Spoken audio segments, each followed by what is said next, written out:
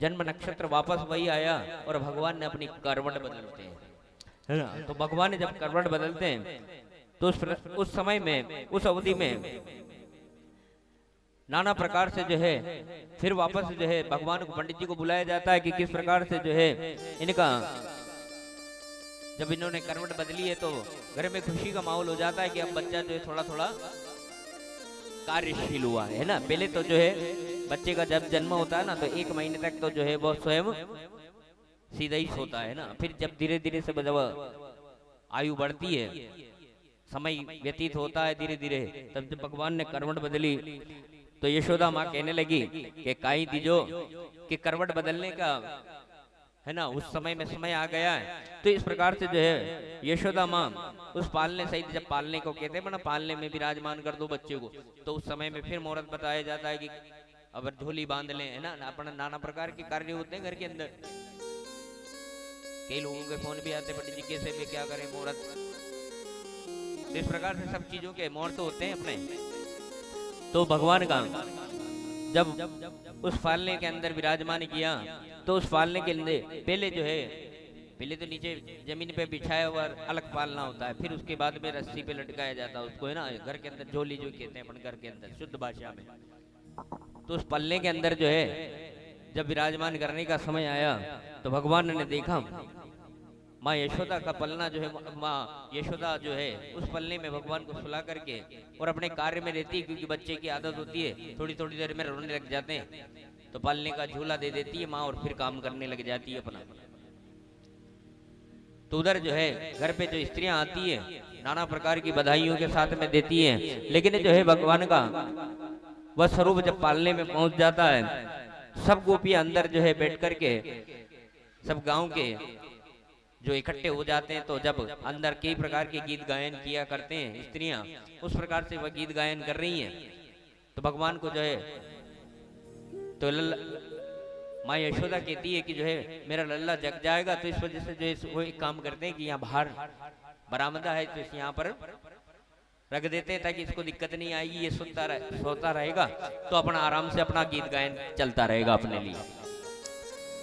तो ये जब इस प्रकार से जो घटना घटती है तो उस समय में जब पल्ले को बाहर रख देती हैं, तो पल्ला जब बाहर रख गया तो माँ यशोदा और सभी स्त्रियां, गोपियां, जितनी भी महिलाएं हैं, सब अपने गीत गायन में व्यस्त हैं, लेकिन किसी की नजर तो रहती है किसी न किसी की।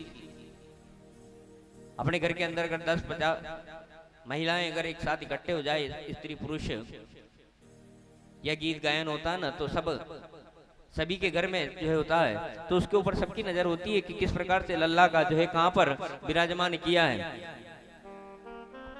तो इतने में कंस के द्वारा जो एक भेजा हुआ राक्षस शक्टासुर नाम का वहां उपस्थित होता है, और जब उस गीत गायन को देख करके उस भगवान का जो है वो गाड़ी के ऊपर उस पल्ले का पास में रखा हुआ था, तो भगवान के उस गाड़ी के ऊपर वो आकर के बैठ जाता है।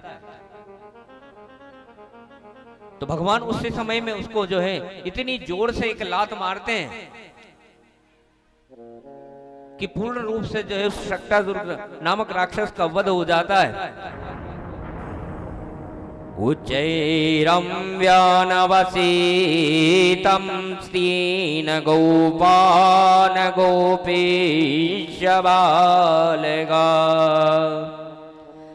रुदातनेन पादेन क्षिप्तमेतन्न संजय। जब उस गाड़ी को एकदम से उठी भी देखी सबने, उड़ती हुई देखते हैं, तो कोई स्त्रियां कहती है कि माँ यशोदा तुम्हारे लल्ला ने इस गाड़ी को लात मारी, और इतनी जोर से जो है ऊपर दूर से चली जाती है। भगवान का तो एक छूना ही, स्पर्श करना ही बड़ा तेज हो जाता है, लेकिन जो है जब कोई राक्षस अगर भगवान के समक्ष आकर आ जाए तो उस अवस्था में तो भगवान उसको छोड़ने वाले नहीं है। तो शक्टासुर का कार्य पूर्ण करके भगवान ने उसको तो परम धाम को भेज दिया, लेकिन कंस की एक विशेषता थी कि एक राक्षस मरा दूसरा फिर तैयार करके भेज दे। क्योंकि कंस को तो मन में अपने आप ही सोच रहा है कि ऐसा नहीं हो कि कहीं न कहीं से जो है वह देवकी का अष्टम पुत्र या वो वृंदावन में जिसने जन्म पाया जिस बालक ने, वह बालक मेरे को मृत्यु को प्राप्त करा दे। तो इसलिए जो है वो बार बार वृंदावन गोकुल में जो है बार बार अलग अलग प्रकार से जो है राक्षस भेज रहा है। तो फिर भेज दिया दूसरा तरुणावत के नाम से जो दूसरा राक्षस भेजा। तो एकादिरो मारूढ़म लालयन्तं सुतं सती गौरीमाण शिशौ नवोणं सासेन गिरिकूटवता। इस प्रकार से जो है शकटा तरुणावत नाम का राक्षस को फिर भेजा। कंस ने उसको भेजा, भगवान ने फिर देखा तो वो देखा, भगवान ने जो है देखा कि एक बवंडर यानी हवा, अपन गर्मी में देखते हैं ना कई प्रकार से जो है एक बवंडर चलता है जो एक चक्र के रूप में चलता है ना। कभी कभी वो किसी जीव को भी उठा ले जाता है हवा में ऊपर की ओर।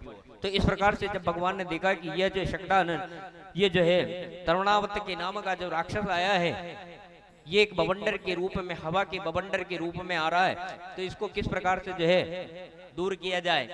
तो इस प्रकार से जो भगवान ने उसको माँ यशोदा जो है देखा, तो भगवान ने देखा कि माँ यशोदा अपने को गोदी में से इस प्रकार से उतारेगी नहीं तो इसका उद्धार होगा कैसे। तो भगवान ने अपना वजन बनाना प्रारंभ कर देते हैं। जब भगवान ने अपना वजन, माता दुग्ध का पान करा रही है तो माता देख रही है कि देखो अचानक से बच्चा लल्ला क्या भारी होता जा रहा है।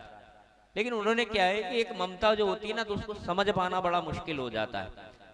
तो जब समझ पाना मुश्किल हो जाता है तो इस प्रकार से जो माता का वजन बढ़ता ही जा रहा है, भगवान का वजन बढ़ता ही जा रहा है, तो माता ने सोचा कि चलो एक काम करते हैं कि नीचे सुला देते हैं, अब दुग्ध पान भी हो गया तो कुछ देर के लिए विश्राम करेंगी।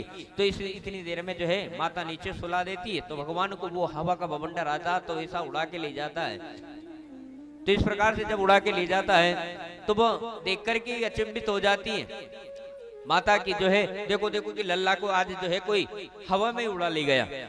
तो तस्मान्तरिक्षातं पतितशिलायां विशेषणं सर्वायं करालम। भगवान का जब भगवान ने देखा तो उसको ऐसा एक पत्थर पे जोरदार घुमा करके मारा, तो भगवान ने उसका जो है समापन कर दिया। बोलिए गोविंद भगवान की जय।